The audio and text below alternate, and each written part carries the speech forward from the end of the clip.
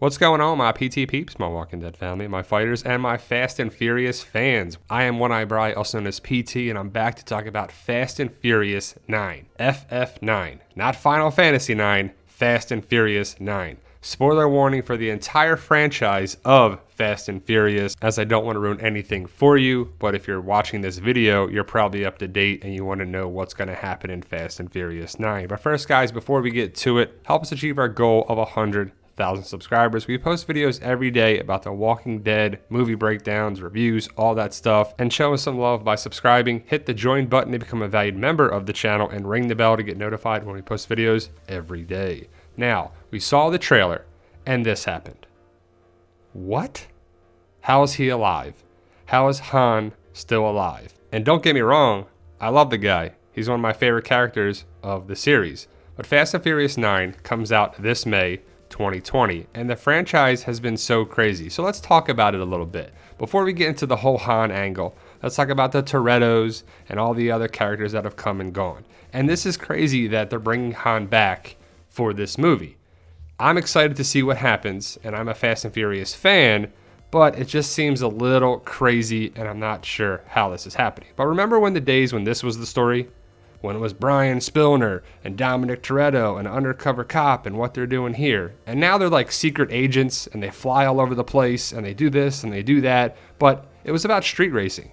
I remember watching this in high school and be like, oh man, I'm gonna go buy a Toyota Supra, hook it up, my friend's gonna get an Eclipse, we're gonna race, we're gonna do this. I'm from South Jersey, we used to go to the Philly street races, so we definitely have known some of this atmosphere. And I remember watching Fast and Furious pretty much every time we went to the movies, and the first movie was in the theater. We would jump in a little bit, check a couple scenes out, and then leave. It was great, and it's still an entertaining movie. And there was a major drop-off of the series until Fast 5. I remember getting re-energized about Fast and Furious when Fast 5 was coming out. I remember seeing the trailer and I was like, whoa, what is this?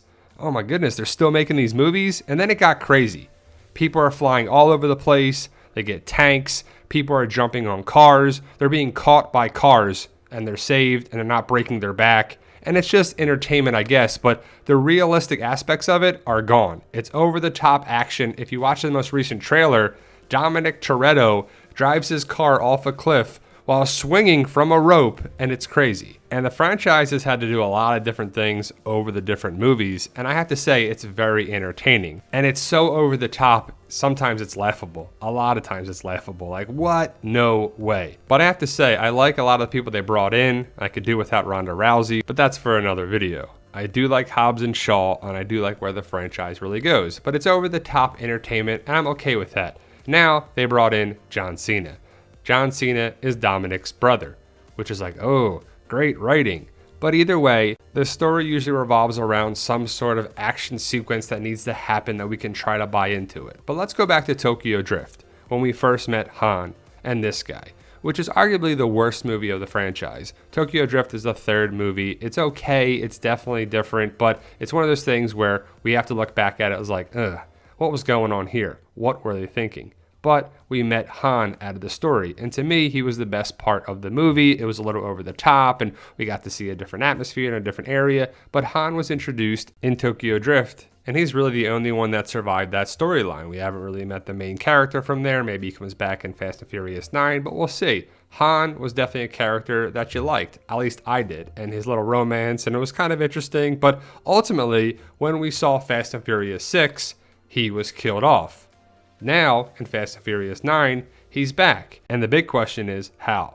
Well, did he really die here? And I guess not, because he's back. And the whole thing with justice for Han is definitely something Justin Lin wants to bring back around and finally have answered and satisfied for the fans. But clearly, Shaw was introduced in a big way, I'd say. And by killing off Han with the introduction of the character makes you hate the character in a way. And, you know, the whole justice for Han thing was born. And it hasn't happened. But are they going to interact? Will we see a Han versus Shaw interaction in this movie or beyond? It could happen for sure. But Shaw calls Dominic Toretto, throws the chain down on the car crash of Han's car, it ignites and goes on fire. And you can see the people looking at Han's car.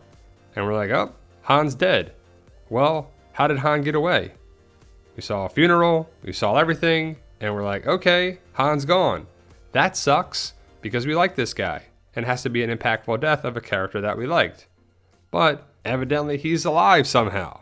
But either way, it has us talking and wondering, how is it possible that he survived? Did the Yakuza come in and save him? I guess so. Does he have a twin brother? Is this actually Han?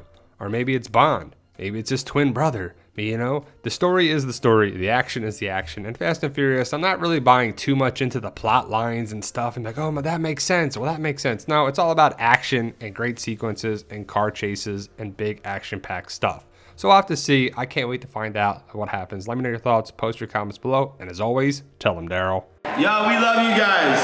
Honestly, thank you.